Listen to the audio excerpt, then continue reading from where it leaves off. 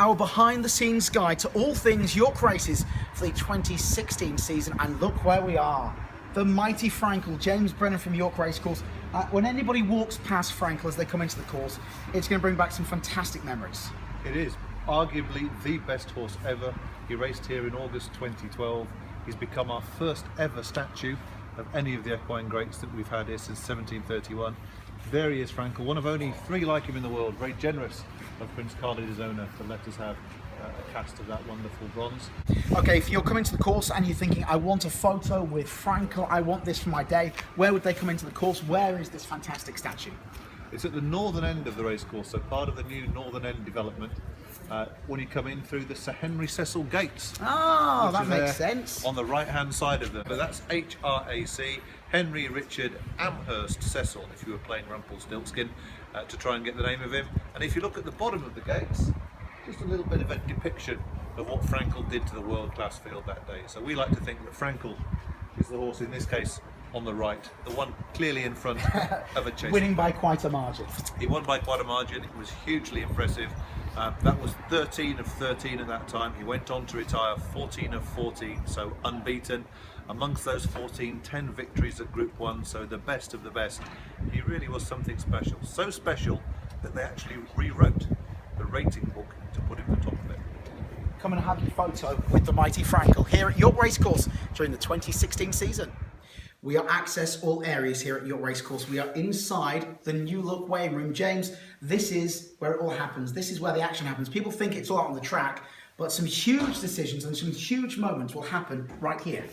Well, this is the nerve centre of the racing operations side, absolutely. So we may go down in a moment and look at where the jockeys actually change, but once they're ready, they'll come through here with their kit, they'll jump onto the scales. But before we get to the jockeys, panning around the rest of the room, that big desk there, that's called the Declarations Clerk's desk. Funnily enough, that's where the horses declare themselves to enter.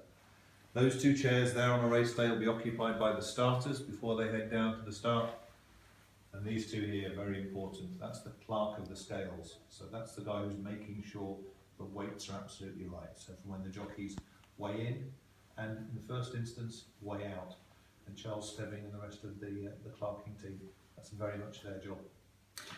Right, so this is where some of the biggest names in the sport, Ryan Moore, Frankie, they all come here, they weigh in with all their gear. Yep, that's hallowed metal. That is. Okay, hallowed metal. Roughly, Frankie, what do you reckon, about 8 stone, 8 stone 3, 8 stone 4? That's the sort of weight a flat jockey's looking at. And it comes up on that little screen there. Now it comes up on digital scales there. They get a final chance to brace themselves by our wall of inspiration there as they stand and wait for the nod from the clerk of the scale. So I understand you're going to take the plunge for the listeners, aren't you? I'm going to take my jacket off. Every pound counts. And am I light enough to be a champion jockey? So we're looking for about 8 stone, 8.5. Something of that sort of order, yeah. Okay, here we go.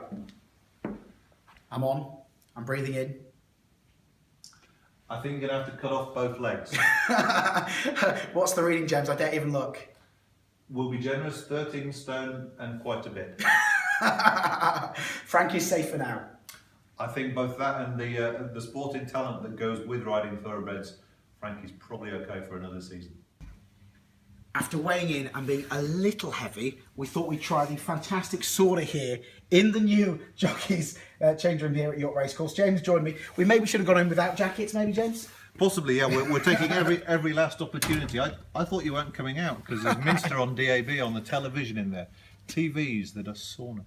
Excellent. We're here. Really, this is the inner sanctum now of the racecourse. This is the brand new Jockeys change room, James. And not many people have seen it here, but it highlights the investment you guys have made into the course that the everyday racegoer is never going to see. Yes, it's only in its 2nd season, so still pretty new, I guess, in the span of something that's been going since 1731. You can see these the big hooks on the wall in the multicolours. They're putting saddles on, so they are indeed saddle racks. And then when we consulted with the jockeys about what they wanted, they said they wanted lots of pegs, because if you think about it, they come with the clothes they arrive in, and then they've got their going out clothes in the evening, and all the different silks. They might be riding in 7 races through the course of a day, so peg space was important to them. Elsewhere in the room, the big tellies so they can follow the action from home and indeed from the away racing. The little scales that are there as well to give them a chance to see if they're what they're going to go weigh in at before they go next door to see the clerk of the scales. I'm not sure the sauna is going to really do for 5 stone in the course of a day, but you never know. I'll tell you what, let's leave the jockeys area here, they're in a sanctum, and let's see if we can lose 2 more pounds before we move on. Come on. Okay. And the tour continues. We are now at the Parade Ring Restaurant balcony. The Parade Ring Restaurant is behind us, and this is a great position, James, to actually see the whole of the northern end development. We've got the pre-parade ring here, we've got the new owner's box there. Obviously, here is the parade ring, and then behind us, the Moe Pavilion, and of course all the fantastic facilities there as well. So when you stand here, it really gives you a chance to take in all the improvements that have been made, particularly over the last 18 months. It does. I mean, we're hugely proud of this restaurant. It's a pretty special place.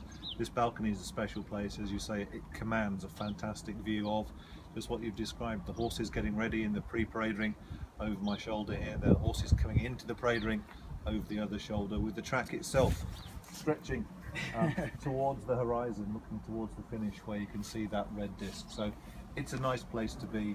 As you say, it gives a sense of the £10 million or so that we spent in terms of the northern end, both downstairs as we saw in the new weighing room, up here the Parade Ring Restaurant, and then those fabulous facilities backed by Moet and the lawns as they stretch down to the old Edwardian way.